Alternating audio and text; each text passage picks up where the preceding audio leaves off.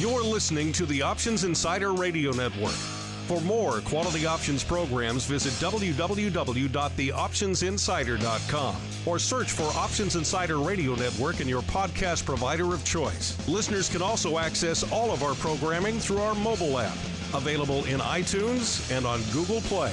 Don't forget to follow along with your favorite programs and submit your own questions for the hosts at twitter.com/options, facebook.com/theoptionsinsider, or via questions at theoptionsinsider.com.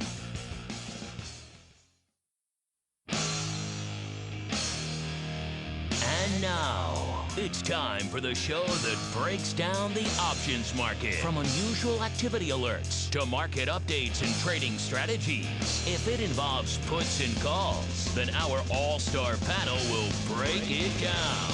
It's time to hit the option block with your host, Mark Longo from theoptionsinsider.com and co-hosts Uncle Mike Tusaw from RCM Asset Management, Andrew the Rock Lobster Giovinazzi, and Mark the Greasy Meatball Sebastian from OptionPit.com.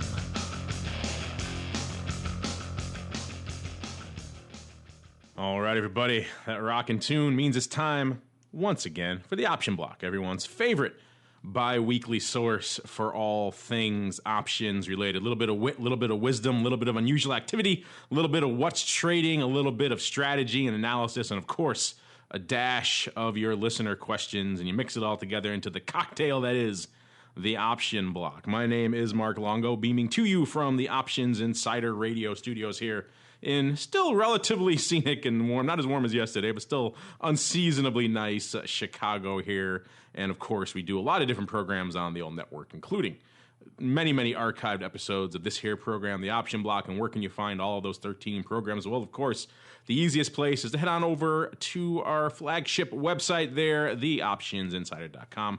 Click on the Insider Radio Network tab, top left corner of the page, and you're pretty much off to the races. All of our programs up there, including the archive episodes of Option Block, Advisors Options, Options Boot Camp, if you want a little bit more on the educational side of the space, or even Options Playbook Radio for some weekly breakdowns of plays, including all of our back episodes of Futures Options Roundtable as well, a fun program that we enjoyed doing for quite some time as well. So a lot of great content for you guys to check out there. And of course, you can also find it iTunes, TuneIn, Stitcher, pretty much wherever you find your leading podcast programs, or just grab our mobile app available for iOS, Android, and the Fire OS.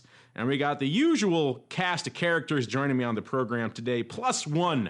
We've got a great addition. We've been bringing on some great special guests for you guys on the program of late, and today is no exception. We are joined by one of my fellow compatriots from that much-beloved Futures Options Roundtable program, making his first appearance here on the Option Block program. He is Dan Cook. He's the major D of all things over there at NADEX, including a lot of biz dev over there. Mr. Dan Cook, welcome back. Well, I should say welcome to the Option Block program, sir.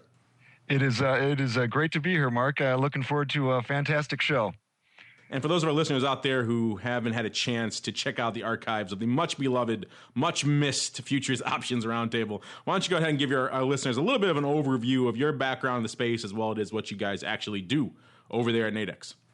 Absolutely. I've been with NADEX and the parent company now since about 2008, and it's been a really amazing time. One of the ways we're a bit different, we are a financial exchange, and we saw a niche where a lot of people want to trade things like oil or the stock index futures, and they just don't have access really because of capital requirements or risk requirements. If you want to trade, crude at $1,000 a point, that can get pretty expensive. Additionally, if you want to trade options on that, you certainly can, and it's a great venue for that, which is why we're on this show.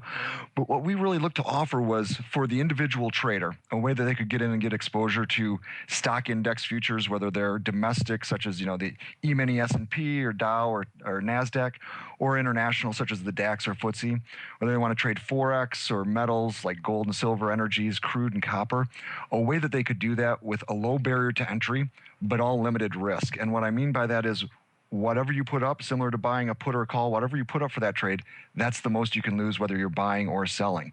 And so it's really started to take off. I think it was very much helped by our previous show, and looking forward to hopefully rejuvenating that again here one of these days. But really, that's the main thing, is just giving people an avenue where they can come in at a size that's right for them and do it limited risk and never have to worry about a margin call. We haven't hit on the binaries too much on that program, but hopefully I think we'll have a chance to get into those a little bit more. Certainly on this program, you guys are very active in a lot of areas that are getting a lot of love in the marketplace right now, including the indices, of course, but also the shiny stuff, gold in particular. We're going to talk about that in a little bit. A lot going on out there in the shiny stuff these days. And also kind of oil has been the story that just keeps on giving for pretty much about a year now. That big sell-off really started about a year ago out there in crude. I don't think anyone really predicted that it was going to run this long, but c'est la vie. We're still here in the 40 to 50 range a year later. So a lot of stuff to get into here. I'm looking forward to diving into it on the old trading block. But before we do that, let me introduce my other two compatriots, my partners in crime here on the All-Star panel. Starting off, beaming in all the way from the hinterlands of Maine. You know him, you love him as the Rock Lobster himself, Mr. Andrew Giovinazzi. Andrew, welcome back to the program, sir. It's good to be here. It's good to be back with some new blood on the show.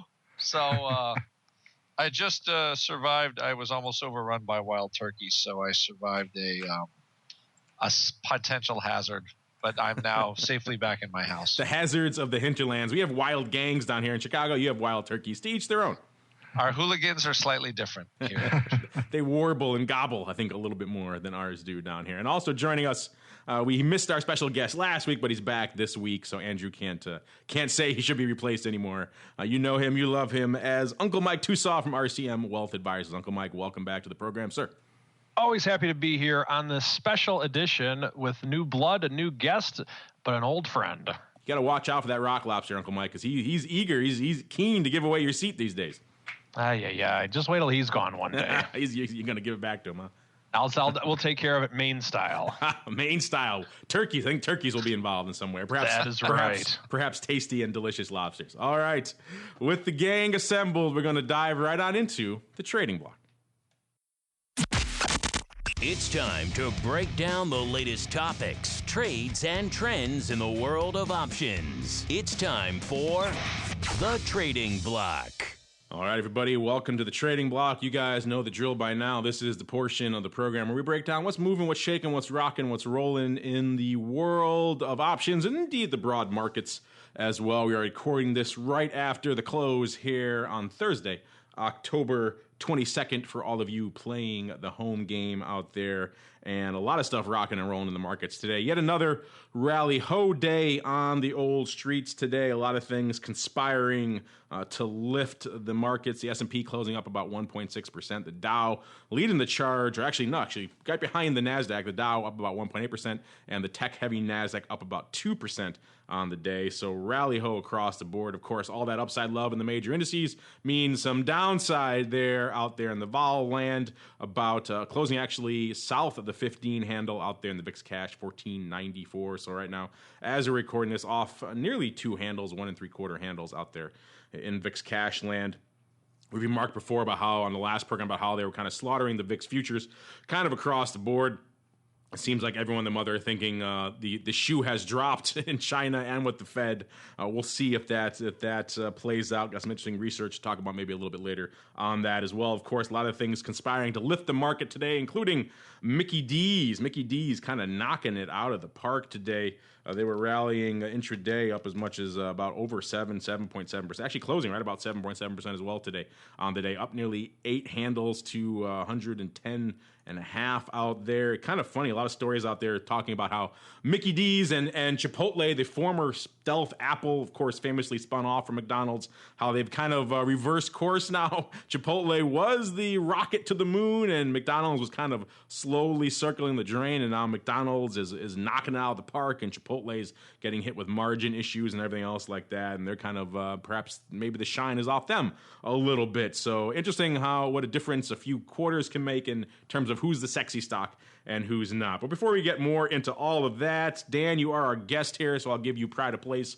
What really caught your eye in today's activity, And what was lighting it up over there on the NADEX platform today? Well, I think those comments out of the ECB definitely, from my perspective, were really what stirred things up, getting us going early this morning. Really, we saw that reflected in the Euro USD currency pair, with Euro with a big sell-off. A lot of people taking advantage of that. It seemed like a lot of people were already playing a bit of volatility today, not so much directional as we typically think about it, but kind of in NADEX land with the double-sided contracts. When we see people selling at 80 and buying at 20, they're taking very low-risk trades, looking for a big market move. Saw that reflected. Two biggest contracts today were the Euro USD, and then also what we call the US 500, which is the contract based on the E-mini S&P 500. And that one was just really rocking right from the get-go. And for our listeners who aren't that familiar with NADEX, how does it break down on a typical day? Is it pretty much the indices kind of lead the charge and some of the other products spike up? Or what's the kind of volume breakdown amongst your main products? I know, obviously, I'm sure the metals and crude have been lighting it up these days as well. So what's the rough breakdown of a daily basis over there at NADEX these days? Typically, we'll see the contract, on the indices, the E-mini S&P particularly, and the Nasdaq. A lot of our traders favor, as well as the currencies. Euro USD is always a big one. Day to day, when gold is making news, we'll see a lot of activity in gold. On Wednesdays with the oil report, we see oil really get hit pretty hard. And actually today, not surprisingly, I guess, our Germany 30, which is based on the German DAX index, really got a lot of attention this morning as well. A lot of people in that market. The thing I like about binaries, and we discussed this on the futures options program as well, is the immediacy of them gives you a lot of good indications for what the immediate sentiment is out there in the marketplace. We don't really have an analog that directly out there in the options world. We, of course, have all the cash products and the indices there, and we have the weeklies, which are kind of our approximation of that. So the closest we get really in the listed options market is getting down to a week or two, kind of see what the market is up to. But the binaries, some of them expiring intraday in very short periods, I like them for that use case almost in and of other things, because it gives you such an immediate glimpse into what the market is looking at. I know you guys have been cooking up the idea of some sort of sentiment indicator over there. I know you're still working out the kinks of it. Has that kind of come any closer to fruition since the last time you and I have talked? Yes, it has. I continue to track it. We just kind of give a little history. Started developing this about 3-4 years ago. And because the binaries are so immediate, you can get a real gauge of the actual volatility at that time from the trader's perspective. Now, when we only had, 4 years ago, a few hundred people trading in a day versus thousands and thousands, it wasn't as statistically relevant. But now that we're seeing really a broad base and the growth of the exchange, where we're seeing thousands and thousands of participants, it's starting to really become a very good gauge. And we're not ready to release it yet, but I'd say sometime in the next, 3 to 6 months, I've got to have a few people vet it out and take a look at it. But it's been really interesting to watch. Yeah, it's kind of one of the nice things about those kind of immediate products is there's no screwing around. People expressing their immediate view on what's going to happen in the next few minutes or the next few hours, and there's certainly a lot of sentiment you can indeed pull from that sort of stuff. Mr. Rock Lobster, now we'll turn our attention to you, I'm sure. Well, first off, have you had a chance to really to play around and look at any of the NADEX binaries, maybe from just that perspective, the sentiment type perspective, and then B, in addition to that, what else caught your eye out there in today's activity? I'm sure the drubbing on the vol side of the fence didn't escape unnoticed over there in the pit chat. It did not. It was a lovely day at Option Pit today for our chatters with the vol drubbing. Oh, as far as NADEX, we have toyed with the market maker, being a market maker on that exchange at Option Pit. It is on a business development thingy that Sebastian kicks around every once in a while. But I like the idea of the sentiment indicator. That's kind of cool. So anything for me that helps with sentiment, I love to look at. As far as volatility, I don't think, maybe here into the close, because the Qs are literally launching into the stratosphere with Google and Amazon. Amazon over $600, Google over $700. I was just looking here at the end if we could make the lows on the note. We closed, we're almost right on the low of the November VIX contract. So the market, for whatever reason, by the end of the day, had started to buy into the rally. It took kind of all day to get there, but holy guacamole, Batman. It was a tremendous rally and a tremendous crush of the November future contract at VIX. It was down $2 today, which is a pretty big move in an $18 contract, which is now $16. Just when it seemed like there was no more juice to squeeze out of that stone, they're squeezing it again pretty hard. I know. I mean, it made a crazy run yesterday on almost no, and it's the magic. Like Dan said, you cannot get in the way of a central banker wielding his QE wand. You just do that at your peril, is all I got to say. Because if you're still fading these rallies, and it doesn't mean we're going to stay here, but if you fade the immediate rally, you will be tattooed and tarred with the market bulls all over your back. Speaking of bulls, Uncle Mike Tusa, our resident bull here, what caught your eye in today's whirlwind of upside love? Well, I think McDonald's for sure. We have a small position in McDonald's, actually, and quite frankly, I'm loving it. But that was one thing. Today, we actually, after we were just long stock McDonald's, and then after the announcement today, we did collar it at the 105, 115 level. I think there could be a little bit more upside in McDonald's, like the dividend in it. So that's one area with which we had a look today. Apple is obviously moving up today, but nothing too special. It's going on along with the market.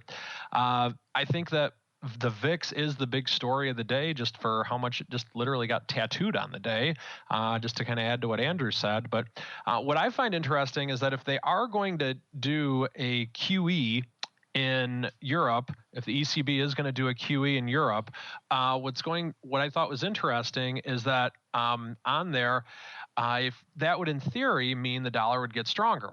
And if the dollar in theory gets stronger, then wouldn't that have gold and silver going weaker? Well, silver actually did go up a little bit today, but gold was relatively flat on the day. So I thought that was kind of a unique non-movement today, with GLD only being down 4 pennies on the actual day.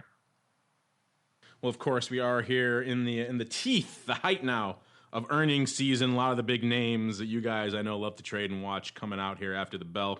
We've got good old Amazon, as Mr. Rock Lobster mentioned, knocking it out of the park. They closed today right around 564 or so. That straddle going out right around 51 bucks, 50 or so dollars, I believe, right around the close. And so far in the after hours, the street loving what they're seeing, apparently just completely throwing out that study I was talking about last episode about how perhaps they're playing a bit fast and loose with the way they report their expenses on those servers for AWS. They don't care about that. The stock up 60 handles in the after hours right now, hovering right around 622, 623 in that range. So a lot of love right now for Amazon. And then turning our attention to the name formerly known as Google, now as Alphabet. So that is, of course, the ticker GOOGL, and then there's GOOG, and there's all sorts of craziness going on out there.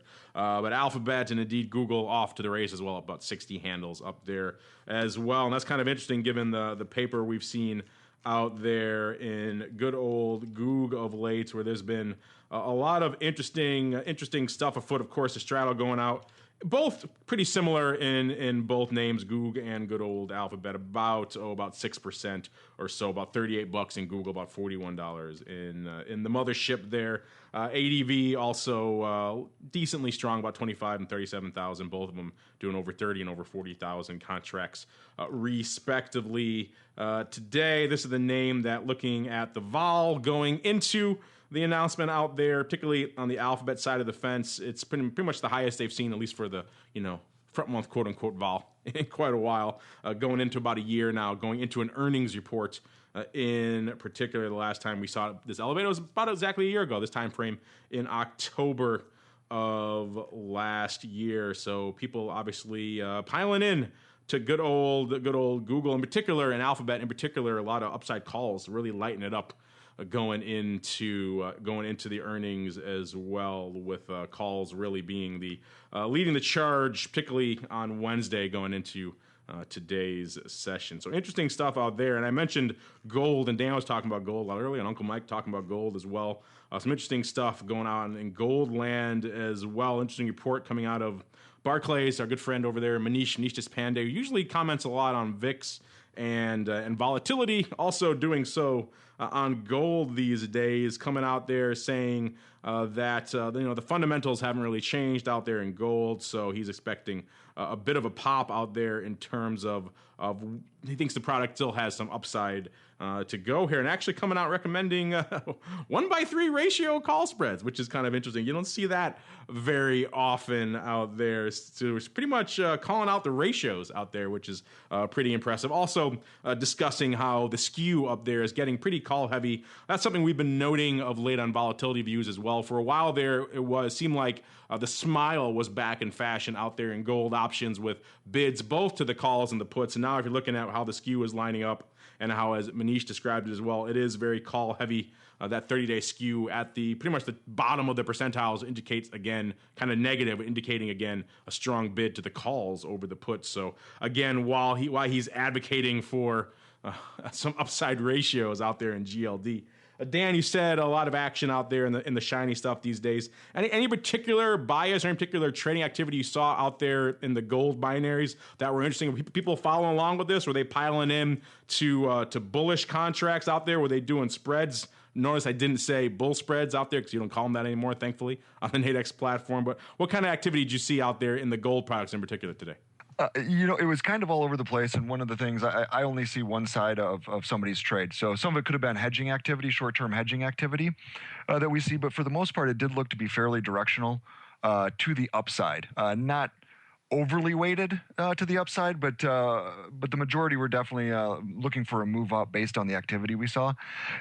Day to day, again, it's kind of an immediate thing because of the short-term nature of the binaries. It's hard to get a long-term outlook on that.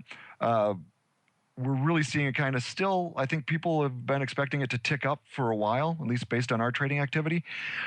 We'll see what happens. Haven't seen a lot that they're looking for a high amount of volatility in it, so it might be something more of a measured move.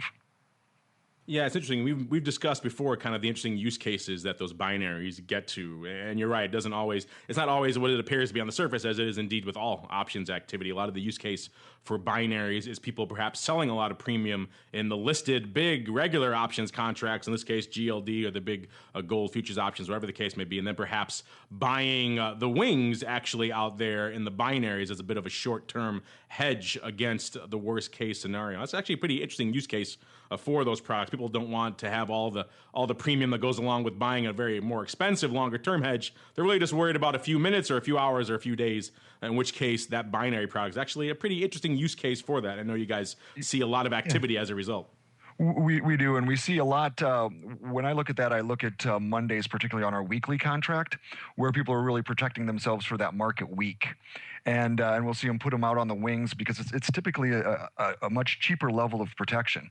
And one thing I'll say is anybody familiar with binaries knows that when they expire at 0 or 100. And so what most people are doing when they're putting them on the wings is actually looking for, that's where they're expecting, if the market hits, that's their worst case scenario, they're going to close it out when it hits that level. So maybe it's trading around a 45, 50, 55. That way they're not waiting to see if they're one tick off at expiration. They're just looking because they can take so much heat. But if it gets to that level, that's where they want to take off some of that, absorb some of that risk. Yeah, I can certainly see that. Mr. Rocklauser, before we hop off the trading block here, anything else lighting up the pit chat in addition to these names we're just talking about, or were they indeed diving into perhaps the Amazons, the Googs, or indeed the Golds out there today in the pit chat? We did look at VRX a little bit because it once again, had about a $25 range today. I don't know what the heck's going on in there, but I keep being tantalized by the 195 level puts that some of our other clients have been selling. Let's just say they were brave trades, and right now they look pretty good. I have not been able to bring myself to sell them. Maybe tomorrow when they expire, I'll do it. But they got up to like the par calls expiring tomorrow up to like $10 today. So whatever's going on in VRX, big hedge fund guy aside, pretty nasty business over there. So, and that might be a subject for us in our odd block, actually. I was going to say that's a perfect segue, sir, for us to lead on into the shadier side of the business. It's time for the odd block.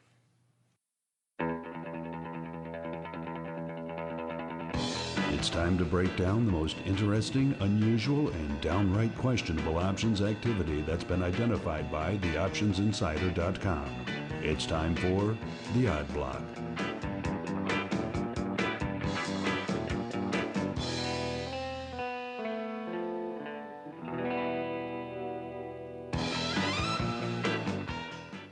All right, everybody, that funky tune means it's time once again for the Odd Block. The funky portion of the show where we break down the weird, the wild, the whimsical, the head-scratching, the downright unbelievable paper that is lighting up the old options market today. As the Rock Lobster alluded to, going to kick things off with a bit of a look back, actually. A name we talked about a while back on the show and indeed on the site. We saw Strangle coming in, and that name he was just discussing, listeners, Valiant Pharmaceuticals, Inc., ticker symbol VRX. Closing today a little bit shy of $110, about 109.87 or so. As you recall, listeners, back when the stock was, shall we say, a wee bit lower, 164 or so to be precise, or should be a wee bit higher, excuse me. We saw a trader coming in and just blasting out some pretty sizable Nove strangles to the tune of the Nove 145, 190 strangle. He did it for about $14. Listeners, you can probably do the math. I said it closed today shy of 110 to see how that strangle is working out for him, in particular on the downside 145 strike. Hint, not so good. Mr. Rock Lobster, this thing has kind of ebbed and flowed, as you've mentioned today. You've kind of been watching this drama unfold. What's the worst pain point you saw for this strangle? I know as of recently it was still open. Has he finally closed it out and taken his lumps, or is he still rolling those bones? Still rolling the bones, I have to say. And it's 26,000 open on the 145s in November. So that's, what is that? That's a 2 million share equivalent. So that could be the hedge fund guy. That might hurt. The super rich guy. That might hurt. So all I can say is, for retail traders, managing risk, obviously the NADEX products do that pretty well, it sounds like. So, but as far as this trader goes, they just went all in, and when you go all in, sometimes you end up, losing, all your money or your house or your car, and so you have to be careful. And that's what's going on here. It looks like this is somebody that obviously can take huge amounts of pain and will take the stock if necessary. So.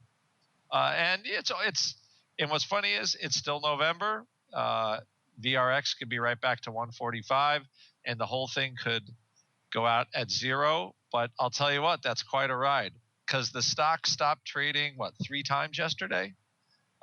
It was trading at 88 and basically had no bid. And they halted it again. The company came out and said, wait a minute, this is all a bunch of nonsense. So there's actually nothing besides the bad press they had, about Congress and the drug prices.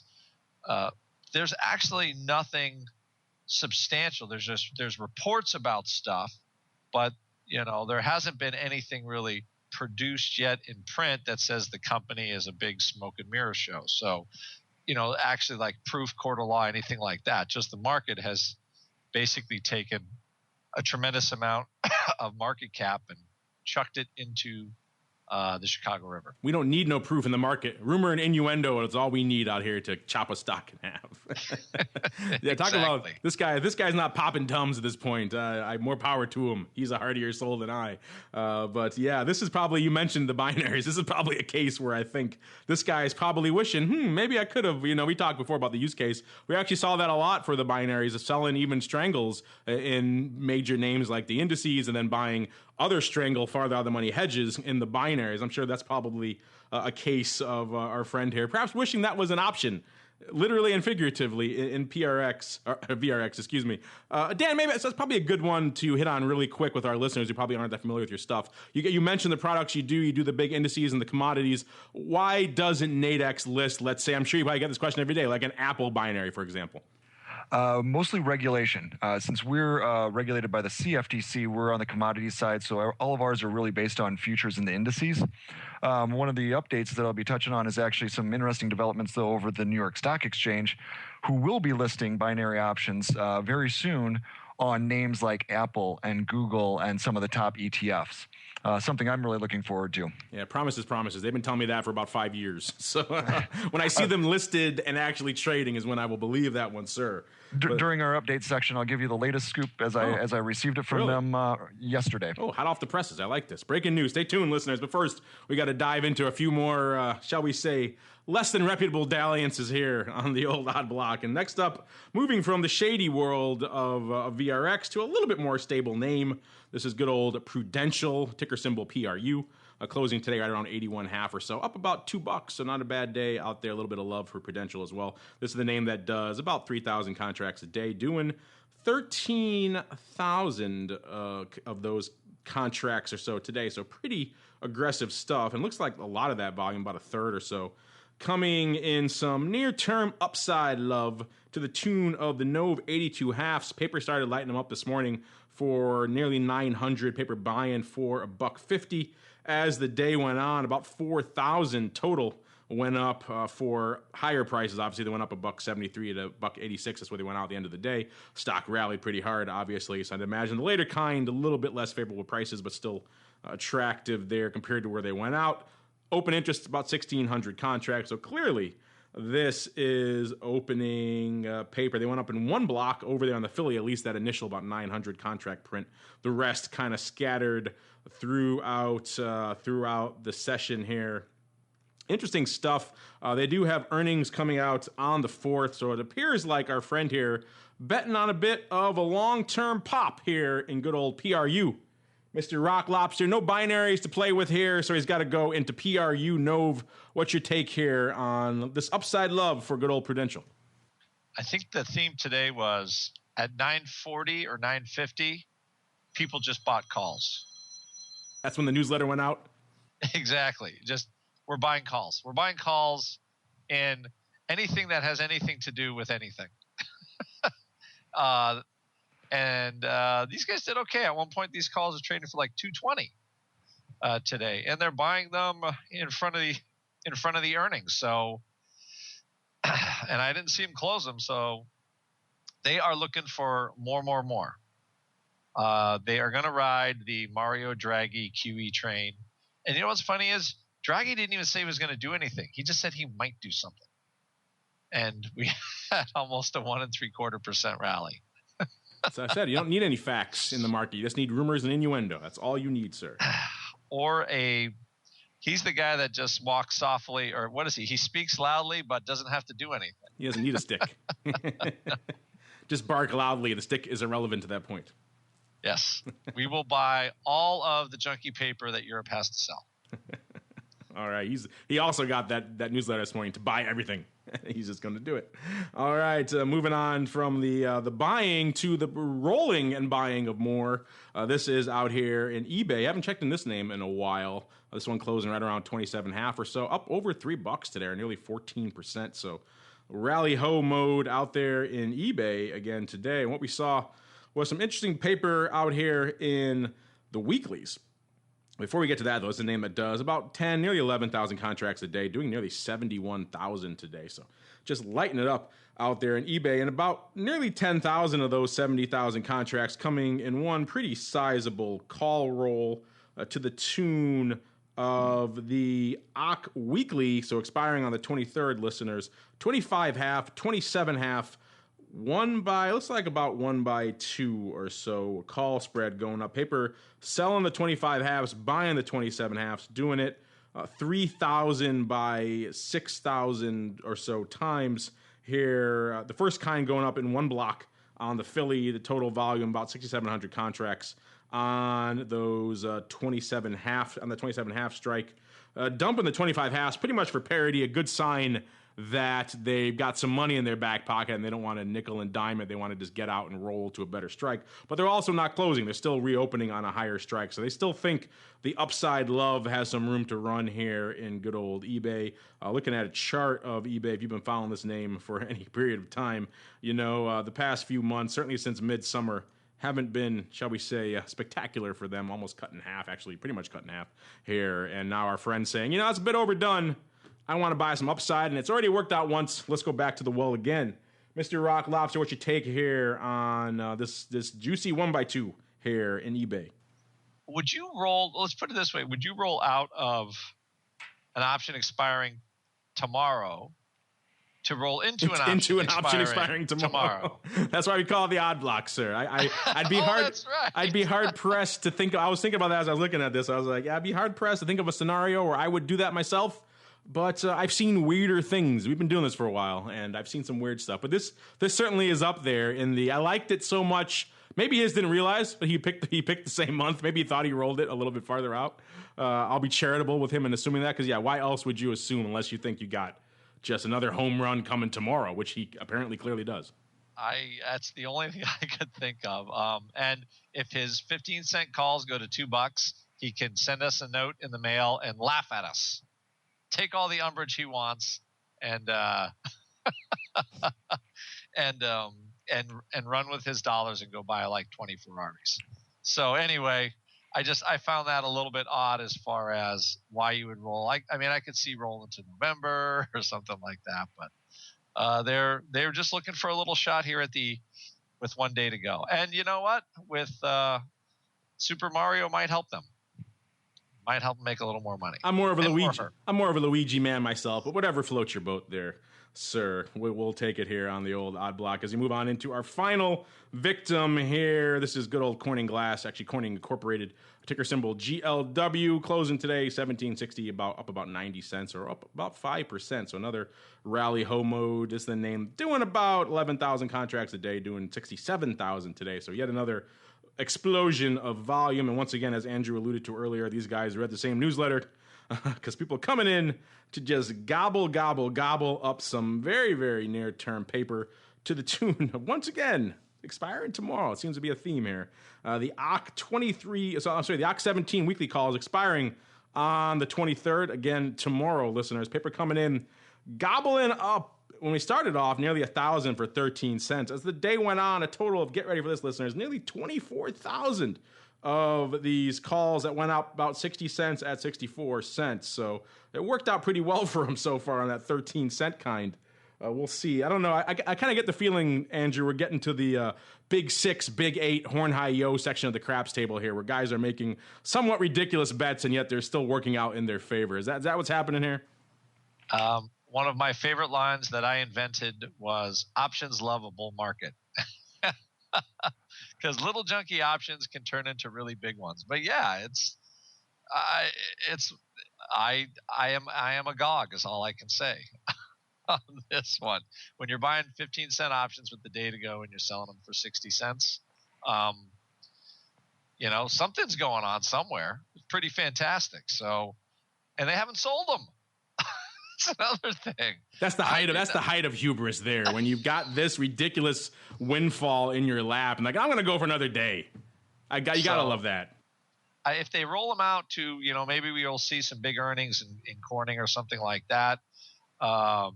Definitely, bold buy before earnings. So I don't know if it was news or something like that, but wow. And they don't close. So I was a little shocked and taken aback by that, I have to admit. Yeah, this is all kinds of weird paper, but that's why we call it the odd block, listeners. By the time you listen to this show tomorrow when it comes out, who knows? Maybe we'll see if these guys are right or wrong. But still, very, very near-term paper. 1 day to go. Essentially, Dan, this is what I was saying before, actually. We don't have binaries in the listed options. People tend to create their own. Doing stuff like this, an OCC 17 weekly call with 1 day to go, that's pretty much a binary at that point, isn't it? It really is. It really is. That seems kind of unbelievable, actually. But yeah, it's very similar to a binary. I swear we didn't plan this paper. It kind of just showed up this way, that you'd be on the show with all this pretty much let's call them synthetic binaries going up here in the odd block today. And of course, go ahead, Andrew. Oh, no, I had a way to just date myself again like I love doing on this show. But I remember talking about the concept of a binary option in a product development meeting on the CBOE. But guess how long ago it was? 1974. 21 years ago. They're like, oh, it'll never fly. Well, I guess they were wrong. Yeah, they did launch a couple, right? 2007 on the VIX and the SPX. I'm not even sure if they've still got them listed, but I don't think they ever got too much traction in those. I don't think there was a lot of effort put into them, though. Yeah, I guess that would be you need to have the effort, some way to make it happen behind it. So I think anyway, it's always something I could drag back from my options past that could be useful fodder for the show. I think SIBO has listed one of everything on the VIX at this point in their attempt to keep that juggernaut rolling. And for whatever reason, most of them haven't hit it, except for now these new VIX weeklies, it seems like. So we'll keep an eye on those. But it's Thursday, listeners. It means it's time for you guys to chime in on the program with your questions, your comments, and your insights. So without further ado, let's dive right on into the mail block. It's time to take your seat on the All-Star panel as we read your emails, tweets, Facebook messages, website comments, and much more. It's time for the Mail Block. All right, everybody, welcome to the Mail Block. This is indeed the portion of the program where we break down what you guys want to know about. Let you guys take the reins for a little bit. No shortage of ways for you guys to make your questions, your comments, your voices heard on the show. Send us an email, questions@theoptionsinsider.com. Follow us on Twitter, twitter.com/options, facebook.com/theoptionsinsider, or stock twits, we're just Options Insider, or just find out our website to use our questions or our comments or our feedback form there. No shortage of ways to do that, and most of that is even baked into our mobile apps where we make it really easy for you. And once in a while, I also do some other guest hits in other places, and I get some interesting questions. I like to pull in, like our frequent questioner here, Fred. He writes, he's a futures guy. He writes, hey, I trade futures all day, but not options. Excuse me. I'm trying to trade on a longer-term cycle to avoid juggling positions. What advice do you have for someone who wants to trade options but can't babysit their options daily? Well, it's interesting, Dan. This is kind of the polar opposite of what we were just talking about with binaries, which you kind of, by necessity, have to babysit minute by minute because that's kind of the point of those contracts. But actually, since we're talking about this too, if someone wanted to use this kind of strategy over there on NADEX, what is the farthest out they could go on a binary right now? With a binary, if you're looking for a longer-term cycle, by their very nature, they have to be short-term. Otherwise, they just don't trade. So the longest we offer is a week. I have seen some binaries out for 2 weeks or even a month. But the longest we offer is a week. So it's really not for a longer-term type of opinion. One of the nice things is if you're not sitting there, most of our traders have other jobs. They're not professionals. Because of the limited risk nature, and never getting stopped out, you actually don't have to babysit them. Now, I always recommend, actually trading them and not just hoping, like anybody, any good trader.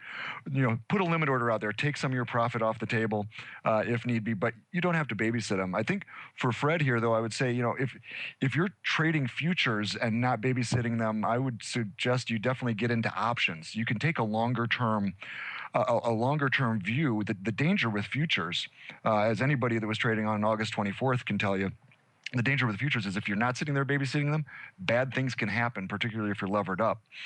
With an option, particularly if you're just buying puts, buying calls, doing some simple strategies where you have limited risk, it actually requires a whole lot less babysitting than if you're just doing the futures outright.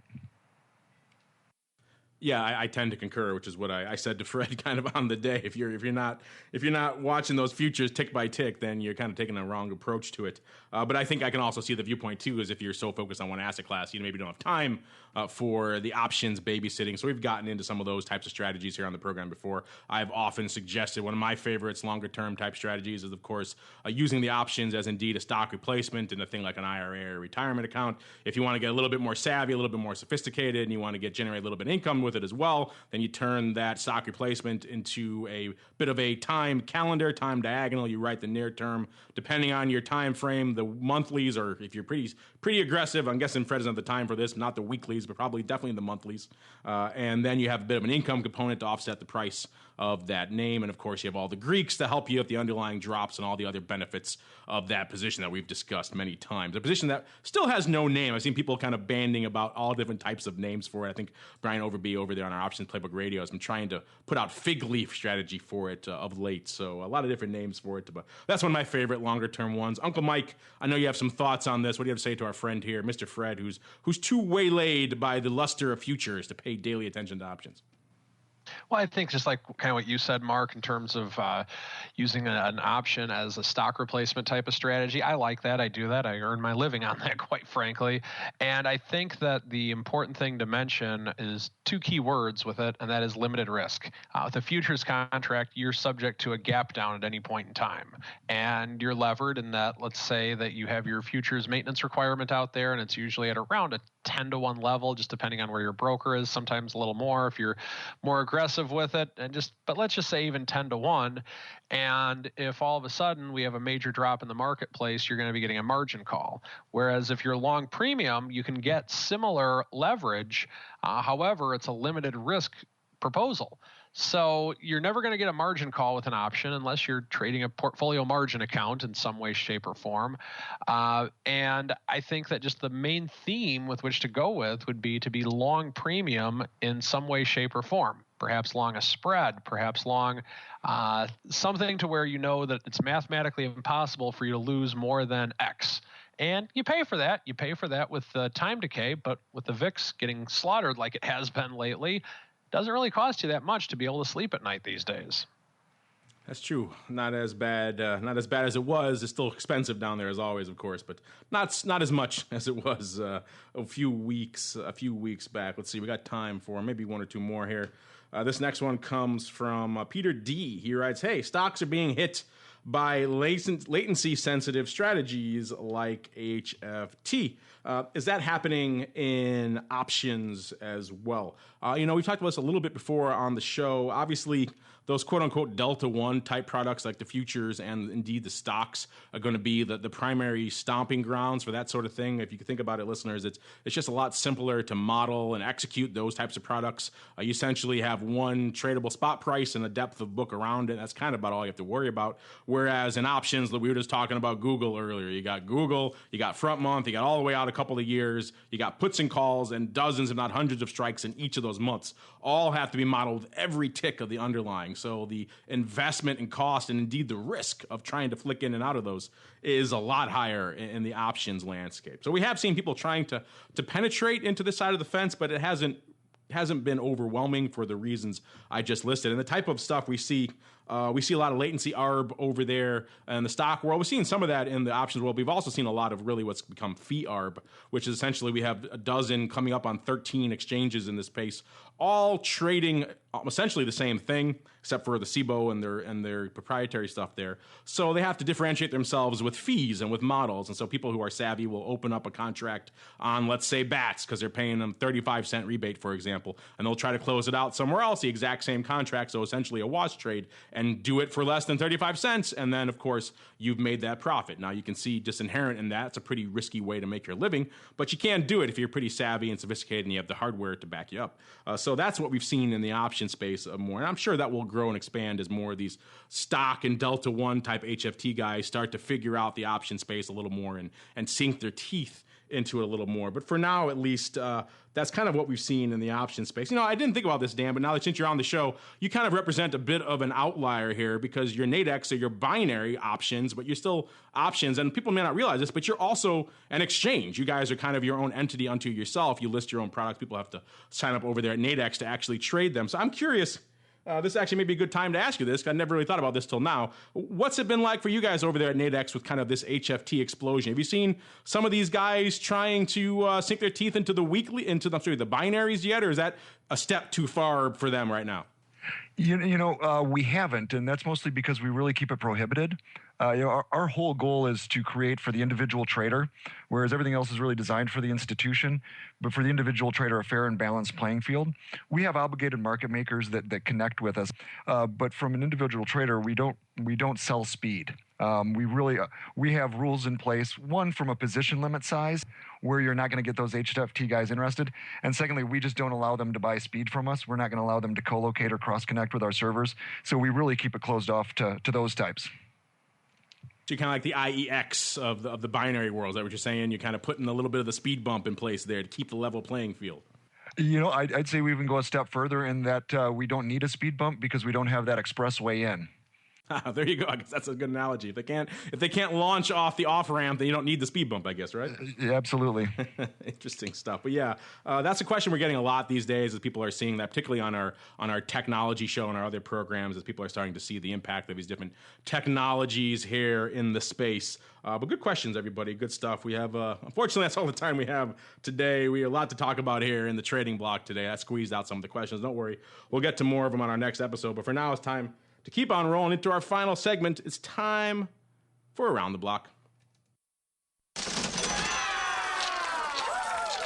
It's time to tell you what we'll be watching on our trading screens until the next episode. It's time for Around the Block. All right, everybody, welcome to Around the Block. You know the drill. This portion of the show, we tell you what we're keeping an eye on for the rest of this week into the old weekend. We are again in the teeth of earnings season. A quick check on some of our big names that reporting today after the bell. Amazon still feeling the love as we speak now, up 57 handles right now to 621. So off a little bit from before, but not a lot. It seems to definitely have stabilized around that level. And good old Google Alphabet, call it what you will these days, also up about 60 handles right now, hovering around the 740 level in the after hours. So both of those names holding up their initial gains. The street liking what they're seeing. For the rest of this week coming in on earnings, we got a bit of a quieter day tomorrow. We got American Airlines, we got P&G, and for those of you out there in the washing machine biz, the Whirlpool, all coming out before the bell. And aside from that, Dan, we'll start with you because you are our guest today. You get pride of place here. What are you watching? What are you keeping an eye on for the rest of this week into the weekend? Perhaps with a bit of a binary spin to it. Well, two updates. I'm really interested to see what kind of pull through we get from this ECB. I think it was Andrew pointed out he really didn't say he was going to do anything, just that he might do something. So it'll be interesting to see how long this lasts and what happens tomorrow on that. Real quick, because I promised an update, and this doesn't involve NADEX, but it's the NYSE. They did give me a date of Tuesday, November 24th for the launching of their binary option contracts. I'm very excited about that. A lot of people would say, well, why aren't they a competitor? And not really. They're in a different space than us. But forever it's been really NADEX that's been kind of that lone voice in the wilderness crying out about binaries. It's great to have somebody of their size and scope and obviously longevity in this space as well. I'm also looking forward to it for selfish reasons. I'm prohibited from trading NADEX contracts. Obviously, as exchange, I have to remain unbiased. I'm really looking forward to trading these contracts that they're going to be offering, particularly around earnings announcement. I think this is a great use case for binary options. And by the way, if you go to their website, it's actually called BYRDS, BYRDS. I'm already going to have some cool T-shirts made up, but I'm really looking forward to that. So Tuesday, November 24th, it's the Tuesday before Thanksgiving, which may seem like an odd time to launch, but I think they're doing that really because it's going to be more like a soft launch. So I can see the T-shirts now. Flip your friend the bird at Amex. Oh, yeah, Market got you down. Give it the bird. Give it the bird.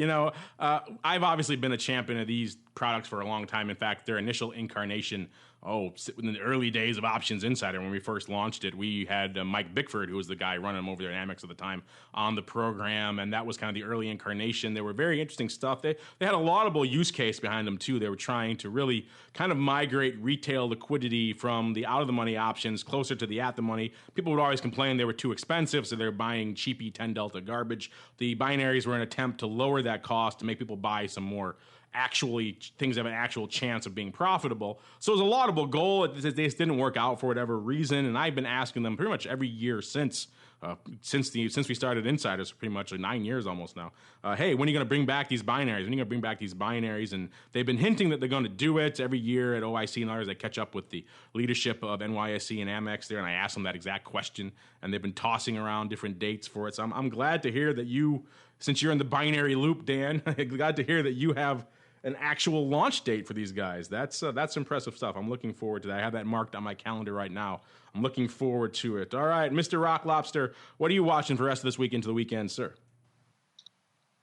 Really just to see if the volatility will confirm this rally, which it looks like it's going to.